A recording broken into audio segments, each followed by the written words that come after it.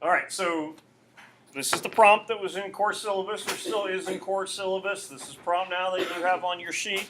And again, you're able to bring the sheet in. So we're going to read the prompt, probably again read it twice, since I said you should read things twice. First time kind of decoding it, second time figuring out. And then basically we're going to kind of start off with what are the concerns, what are things that are prohibiting you from feeling good about where you're at. So one definition of madness is mental delusion or the eccentric behavior arising from it. But Emily Dickinson wrote, much madness is divinest sense to a discerning eye. Novelists and playwrights have often seen madness with a discerning eye. J.D. Salinger's no different, as Holden Caulfield's apparent madness or irrational behavior plays an important role in the novel's development. Write a well-organized essay rationalizing how Holden's delusion or eccentric behavior may or may not be judged as reasonable. Then explain the significance of the madness to the work as a whole. So that's what you got to do. What do we not know how to do? Or what don't we know what to do? Two different questions. Do you want us to do separate body paragraphs or Technically, it's one question. I'll acknowledge that there's two different parts to it. What's one part? Write a well-organized essay rationalizing how Holden's delusion or eccentric behavior may or may not be judged. Okay. And so that part, a little bit of a delay going on, is very much in that DRQ family, where you could defend his behavior as being reasonable, you could judge it as not being reasonable. Some years, 75% say reasonable, and some years 75% say not reasonable. I don't personally care which side you take. I care how you support it, and explain it. But yeah, one part is that you're going to be identifying, is his behavior reasonable or not? Reasonable, keep in mind, doesn't mean that you would do it. I mean, you could not agree with his behavior, but you could still judge it reasonable based on circumstances that are surrounding him. So there is some leeway to it. And then, what's the second part? And I would say the more difficult part, explain the significance of the madness to the work as a whole. Structurally, and I'd say this is more, it's not rhetorical analysis, but it's certainly more analytical, since you're looking at explanation of the significance of the madness. Allie, you're asking about structure. Structurally, there's multiple ways in which we could set this up, and I think that will be one of the things that we do take a look at. It might be 2 body paragraphs, it might be 3 body paragraphs, who knows, maybe it'll be 4, although I don't think time will permit for that. I would say that I think a double thesis statement would probably be in your best interest. I don't know if I would try to put it all into one sentence. That could kind of get a little lengthy and out of control. So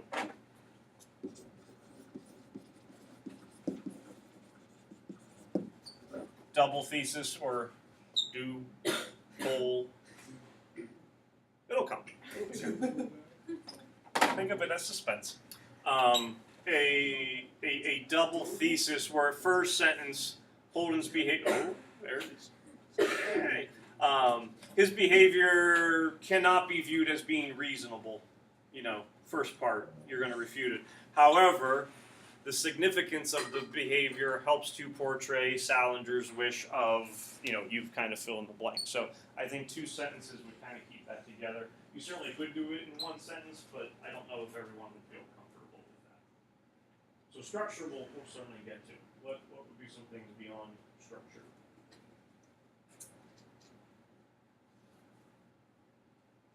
I don't know if that's an interesting how it is. I guess No, you cannot write about flurry. Is the first part, the part in green, it's kind of gonna be our opinion. Is that okay? I guess. Yeah, I would say the opinion is going to be a viewpoint without you having support for it. I think you'll still have support, for, and that's why I would call it an argument. So you'll make an argument. It is certainly okay if you and I view it differently, or if you and Lindsay view it differently. I'm not trying to force people to defend his behavior or to refute it. The thing that I'll be looking for is why do you feel that that behavior is reasonable or not? And so the way that you go about supporting that is going to be with what from the book? Examples, support and all that kind of stuff. So that'll kind of move it away from being an opinion. So there's certainly going to be specific examples, specific support, which again, with you getting your DRQ back tomorrow, you'll kind of get an idea as to, did I put in enough support in what we did for Mr. Kane on Tuesday, or is he looking for me to have more support? But yeah, you'll certainly have specific examples that are going to support. I would say you want to have a minimum of 2 per paragraph.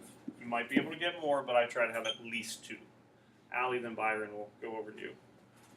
This quote, is that necessary for us to write about in the essay, or is it kind of just there? This up here, I wouldn't worry about it. What it does is it kind of helps establish the context of the question.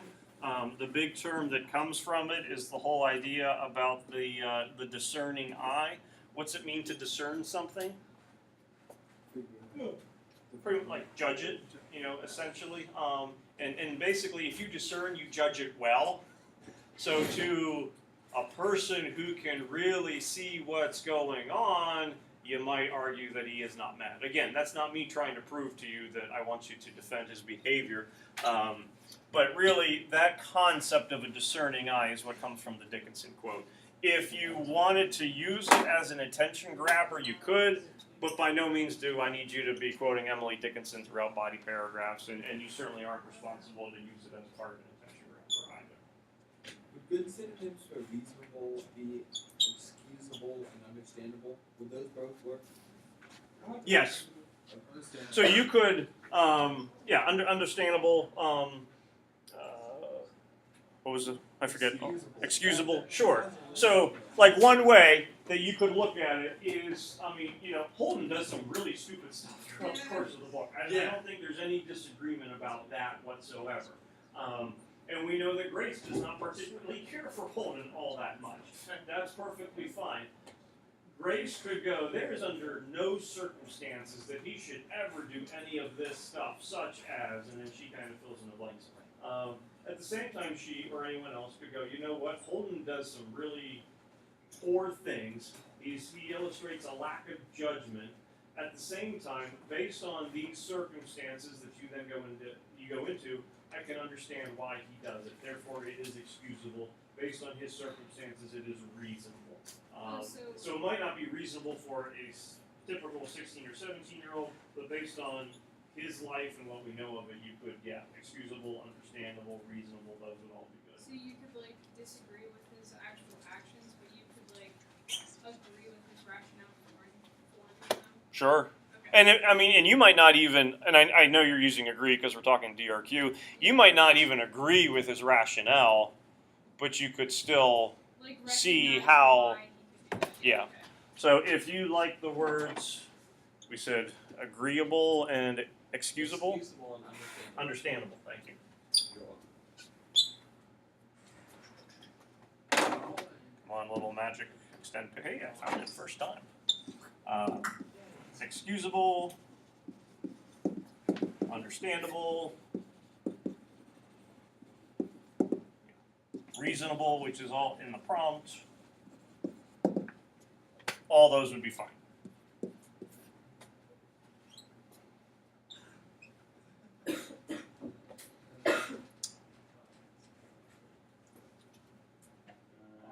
Any other questions about wording and all that stuff? How would you support the second part of the question the same way, or how would you really start to support the one in Explain the significance. yeah. I guess no matter what you are going to, and I know you don't necessarily mean support this way, whether you find his behavior to be understandable, reasonable, excusable, whatever, at this point, you're writing about Holden, and what he does. When you explain the significance of the madness to the work as a whole, who are you really writing about at that point? Holden still will be included, but now you're kind of looking in at Salinger.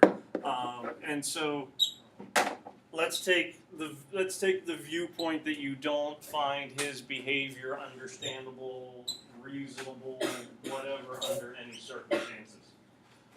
You would still acknowledge there is significance to the madness and the things that he does with what Salinger's trying to get across in his book. So by default, you kind of have to agree that there's significance to it. How you go about and supporting that, this is going to sound terrible, that part's kind of up to you. And why I say that's up to you, and it's not me trying to be cryptic, Byron was kind of giving us some synonyms for reasonable. What would be some synonyms or at least related terms for significance? Because that is a phrase that tends to pop up in a lot of prompts that we're going to look at throughout the course of the year. Importance.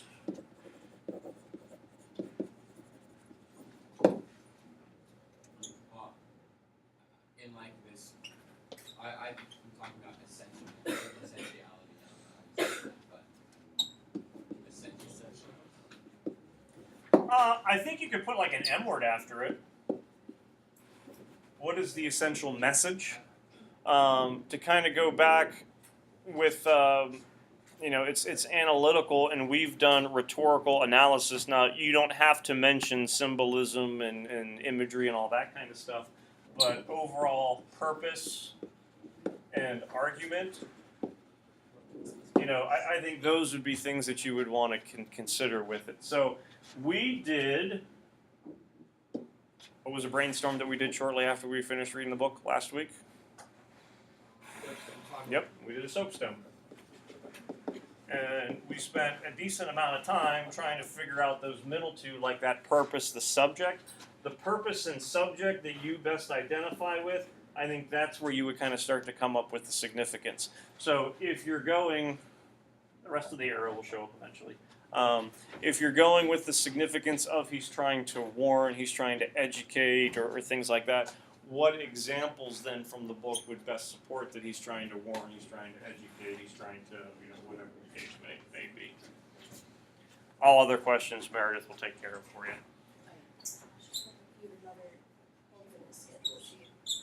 The timeline? Yes. Yeah. Sorry to hear. It's okay. Oh, we got booted. Sean, it's your fault. Look, I tried my hardest. I guess I just wasn't good enough. There you go. Thank you. See you later. Yeah.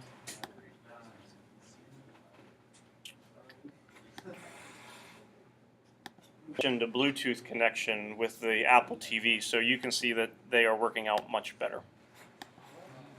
Do you want me to hook up my phone? Some pretty fun videos. You got some nice people. Not really. It's a stream.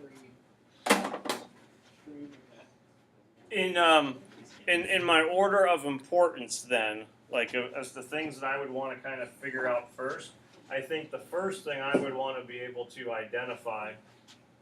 There's a 1 there. I got a dot on 1. There you go. I would try to come up with what is the significance. I would then try to come up, and this isn't the order that I would be writing them, but this is the order that I would be thinking about them. Once I figure out the significance, what do I want to do next?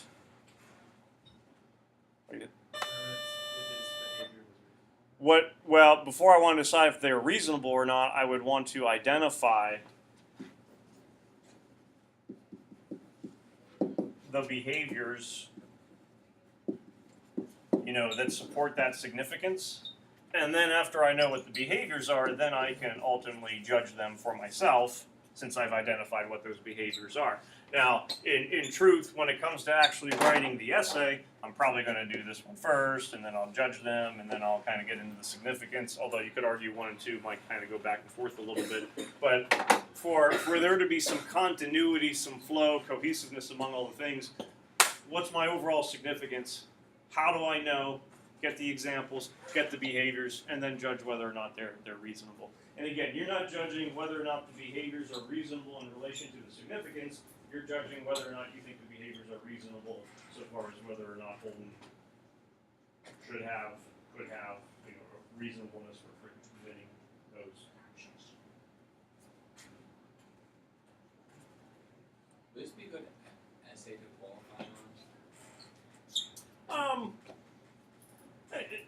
depends on you. Like, you know, yeah, like you could, like for example, I think a qualification would be I don't agree with the behavior. Don't use the word I, but you know, his behavior in a vacuum is probably pretty poor. However, considering the death of his brother and you know those things that are taking place, I can view them as being reasonable. Yeah, I was you gonna could say like his behavior near the end of the story, is understandable, but like the first couple of things that he does doesn't make sense. sure. Yeah, I mean, you, like what gets him into this whole mess? I mean, that could be a couple different things. Doesn't go home because he fails, you know, getting kicked out. So you could argue, hey, there's no excuse for him getting kicked out of Penn State. This is like the third school he's been kicked out of. Clearly, he is not trying very, very hard. However, when he, you know, maybe does something towards the end of the book, yeah, you can kind of qualify by that a little bit. You have the freedom to certainly do those things. Again, don't feel pressure to go. Seems like Mr. Payne has a soft spot for Holmes. I'm going to defend his behavior. You can defend it, but that doesn't mean you're defending it particularly well. Do you have a soft spot? Yeah, well, yeah. You need that. You need that. Don't make me change my mind.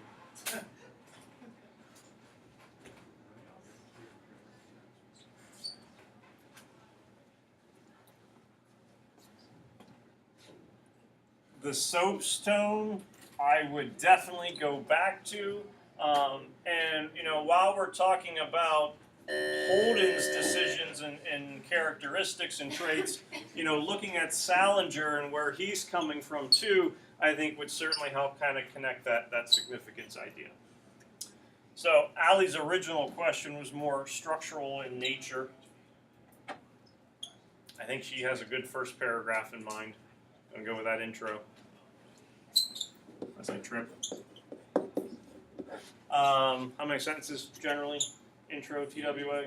Probably, yeah. I'd go 3 to 5 just to give a little bit more leeway. That's not me saying you better write 5, but I think probably going to go 3 to 5. So we'll have a very clear. Oops, wrong color.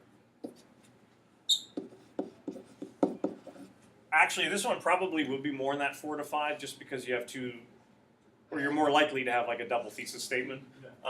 So you're looking at both behavior and significance. There's like 2 thesis statements basically. I didn't hear.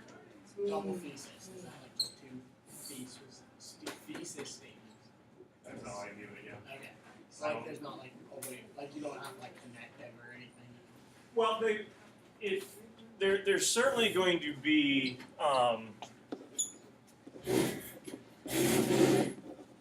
I would say a double thesis. You are going to have 2 keyword related arguments. So what is a good type of word to use to show the relation between 2 arguments? Just in writing in general, I don't do type of word. However, would be an example of one of these words. Transition. Yeah, a transition.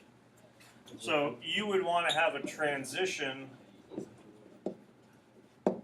that is going to link those ideas.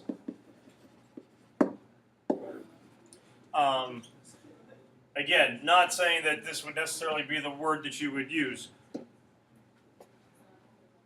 If you don't agree with the behavior, but you recognize the significance, what might be a transitional word that used it? Yeah, I think however would be a good one. I don't agree with the behavior, however, I recognize the importance of the behavior itself. 2294.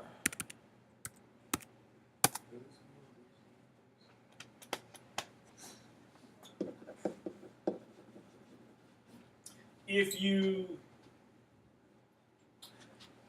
do see his behavior as being reasonable, and you recognize the significance, what might be a transition?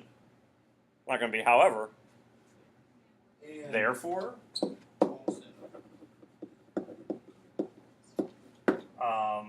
as a result, the word that people try to sound fancy with, Thus. hence, Could go thus. Look, Henceforth.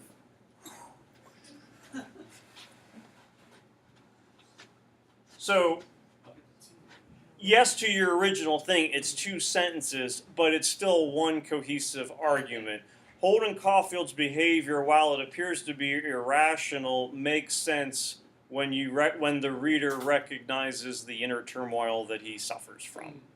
Therefore, the significance of this behavior is, Salinger. Oh, I thought it went away again.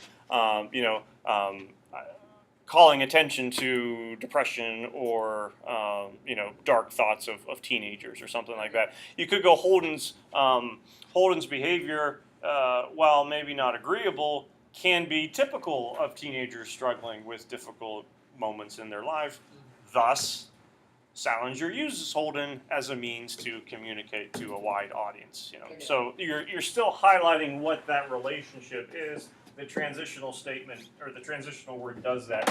You could technically have 2 sentences without the transition, still getting the same thing across. Justin does it, you don't. His is going to sound better. Justin, nice. And again, I'm kind of thinking of this from an AP exam viewpoint. If I have 600,000 people that I'm trying to separate myself from, me want to sound good. Okay? So, If you use the word thus, you automatically think about it. Yeah, on the whole exam or on the essay? the whole exam. If you go thus with a semicolon, I mean, you're now like Yeah, if groundbreaking. you correctly use a semicolon, you're in the club, man. Body paragraphs is where things start to get a little dicey, I think, for some folks. And to be honest, why don't we just break there rather than talk about it for a minute or two and have the bell ring and not get very far? Tomorrow, let's talk about body paragraphs. I love that. So tell you what, come in tomorrow. First thing I'm going to go is how would you set up your body paragraphs? Have some ideas in mind, assuming that you're probably in the 2 to 3 paragraph